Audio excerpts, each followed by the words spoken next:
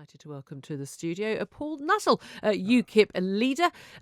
First interview of the new year with you today, with us here at Talk Radio, and congratulations. I haven't seen you since you won the leadership. Thank you very much. I think I came in a couple of days before, didn't I? But I haven't been in since. Thanks. No, well, the Christmas, New Year, people have had things to do. There's been various things going on, not least Donald Trump. I've got to ask you first of all about events across the Atlantic in terms of Donald Trump. Now, your former leader, Nigel Farage, very supportive of Donald Trump. Can't keep away, really. Do you think that he's made a mistake? Now, so many things are emerging about the president-elect. No, I think in the long run, I think Trump will be good for Britain. He was pro-Brexit. One of the first things he's going to do is he's going to put the bust of Winston Churchill back in the Oval Office. Oh, come on, that's a sort of nonsense thing that means nothing. But he's an Anglophile, and the most important thing is that he's made it clear that we will be at the front of the queue when it comes to any trade deal, and what Britain's going to have to do once it's out the EU is sign free trade deals all over the world. And it's good because it can be done quickly, because we're negotiating now, or will be, as a free independent state and not a bloc of 28. And America, the average time it takes for America to crack a free trade deal is 18 months. We can do this, and we can do it quickly. It's about 9-10 years for the EU, isn't it? Well, it just goes on and on and on, whether that's TTIP, whether it's the Canadian Free Trade Agreement. It's like a never-ending story, and that's because there's so many interests. There's 28 or 27 member states now, and everyone wants to get their own little thing out of it, and that's why it can never work. So for you, this is, no matter what, all the question marks about Donald Trump, it's good news. I think it's good news for Britain. I also think it will be probably good news for the rest of the world in the long run as well, because he has said that he wants to target the real threat to our world in the 21st century, which is Islamic fundamentalism. And he said that he's going to go after ISIS, which is music to my ears. OK. Talking about the various different threats to Britain. One of the things that was obviously such a big debate during the run-up to the referendum last June was about this supposed threat of Brexit and how bad it was going to be, and the terrible economic stakes. Now, we've seen some pretty big U-turns from various people since that case, not least from Mark Carney, the Bank of England governor. We were talking about it on the show earlier, where he's pretty much said that, well, Brexit is more of a risk to the EU than it is to us, and it's certainly not the biggest risk to our economy. Are you delighted now to see people eating their words, or do you think that we've still got an issue where an awful lot of people in the establishment, elite, I suppose, as UKIPers like to call them, still don't agree with the aims of Brexit? Well, they don't agree with the aims of Brexit, and we're talking about people like Nick Clegg and Tony Blair, Peter Mandelson, Ken Clarke, who are wedded to the idea of the European Union. Let's not forget these were people who would have had us in the euro if they would have had their own way, and what a disaster that would have been. And it is great now to see people like Mark Carney eating their words. Let's not forget what him and George Osborne were saying before the referendum, that our economy would fall off a cliff if we had Brexit. Well, what's happened since? We're the fastest growing economy in the G7. Manufacturing is up, unemployment is down, our economy is booming, and it will only get better, I believe, once we're fully outside the European Union and we can begin to function as a free, democratic, independent state once again. Now, big question marks about the rate of our departure, and some people even about whether we depart or not. Do you trust Theresa May when she talks about whether a hard Brexit, a soft Brexit, a red, white and blue Brexit, or Brexit means breakfast, or whatever it is she said lately? Yeah. Do you trust that Theresa May is going to lead us out of the European Union? I'm not 100% sure. The one thing that we know about Theresa May is that she's always been very good at talking the talk, but never been very good at walking the walk. Look at her record as Home Secretary, particularly when it comes to immigration, when she signed up to the idea that we get it down to the tens of thousands. Well, in her final year of being Home Secretary, a city the size of Newcastle upon Tyne came to this country net. So she hasn't walked the walk at all. And let's not forget, Theresa May was a Remainer. She wanted to remain part of this European Union. It's very easy for her now to turn around and say, well, the reason why we haven't invoked Article 50 yet is because David Cameron and his team never planned or prepared for Brexit. She was the Home Secretary in that government. She should have been part of this. She was a senior member of the government, but I suppose you could argue in her defence a reluctant Remainer, but also the fact that she wasn't in charge of getting the civil service to organise for Brexit. Being a reluctant Remainer is no defence whatsoever. I mean, have some principle here. If she believed Britain should be outside the European Union, she should have been an active leaver. I'm sorry, I'm not sure whether she will take us out, and that's why it's more important now than ever that UKIP continues not just to exist, but to prosper and go up in the polls, because we need to hold their feet to the fire. Well, indeed, and this is one of the roles of the UKIP, isn't it? Because this is the thing, Brexit. You and I certainly agree that it's good for Britain. We both voted leave, but is it good for UKIP? Now, we discussed this when you were running for the leadership of the party. You were the front runner. You won it, with a big majority. But there are big question marks about what the point of UKIP is anymore.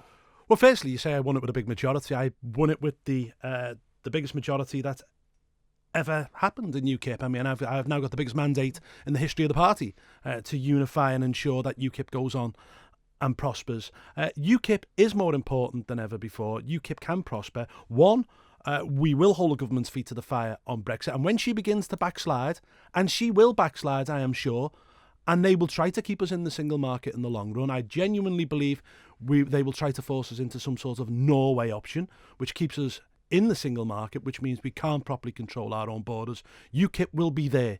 UKIP will be the voice of patriotic people who voted in their droves on June the 23rd to leave this European Union, and that meant leaving the single market. Equally, we have great opportunities in Labour constituencies right now, because you have a Labour Party leader who is completely out of touch with the grassroots. He talks about things which interest him, things which swirl around the Islington dinner party: climate change, fair trade, Palestine. They don't matter on doorsteps in working class communities. What people are interested in is immigration, law and order, and ensuring that British people are put first and to the front of any queue for jobs. Well, we'll talk a little bit more about Jeremy Corbyn and Labour's immigration policy. But again, going back to the Tories and Theresa May, you're saying, we'll hold the government's feet to the fire.